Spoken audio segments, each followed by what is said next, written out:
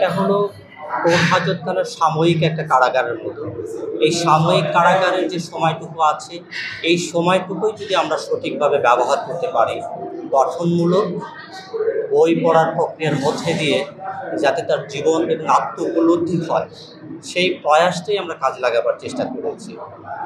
দেখুন, আমাদের দেশে সামগ্রিকভাবে মানুষকে উন্নত চরিত্রে এবং আদর্শিক জায়গায় নিয়ে যাবার তেমন কোনো আনুষ্ঠানিক কাঠামো দেখা যায় না। কোর্ট কাছারি থেকে যখন আসে তখন মনে করা হয় যেন এরা আজন্ম পাপিষ্ট এসেছে। পুরো কাঠামো যেন তাদেরকে অবজ্ঞার চোখে দেখে এবং সবাই যেন মনে করে পাপিষ্ট পাপাচারী অন্যায় করে অপরাধ করে এখানে এসেছে এখানে, এবং তার জন্য রিফর্মের কোনো সুযোগ নেই।